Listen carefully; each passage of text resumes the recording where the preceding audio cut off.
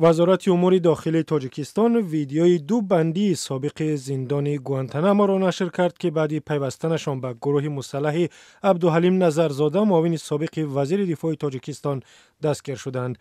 در این ویدیو از روز 29 سپتامبر خبر داده می شود که مهربان آدینایوی 53 ساله از ناحیه 5 و شفیع صالحوی 37 ساله از ناحیه وخشی ولایت ختلان با دعوت سرابک مرادوف یکی از هممسلکان عبدالحلیم نظرزاده به این گروه پیوستند و برای جنگ به دوشنبه آمده سپس به دره رامیت رفتند.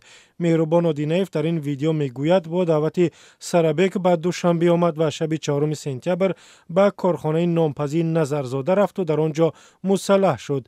طبق اطلاع رسمی این دو بازداشت شده سال 1993 در زمان جنگ شهروندی در قلمرو افغانستان بودند و سپس به گروه‌های مسلح رضوان صادیروف و میرزا ضیای فرماندهان سابق اتحادیه نیروهای مخالف سابق دولت تاجیکستان پیوستند.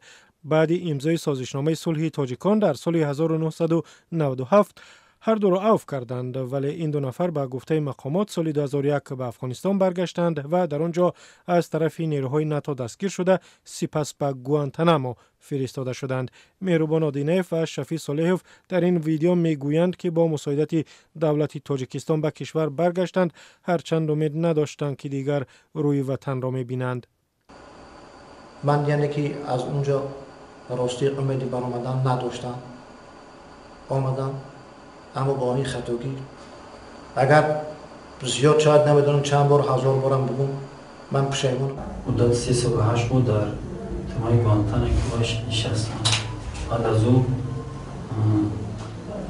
از طرف امنیت ایشون رفتم ما رو آوردن دو مباند کرده سر بودن. وزارت امور داخلی این دو نفر را جنایتکاری خوفناک نام برده و میگوید که تفتیش پرونده هایشان ادامه دارد. در آشوب به رهبری عبدالحلیم نظرزاده معاون سابق وزیر دفاع تاجیکستان در اول ماه سپتامبر 10 مأمور امنیتی کشته شدند و چندین نفر دیگر زخم برداشتند. خود عبدالحلیم نظرزاده و تقریباً 30 عضو گروه او نیز کشته شدند.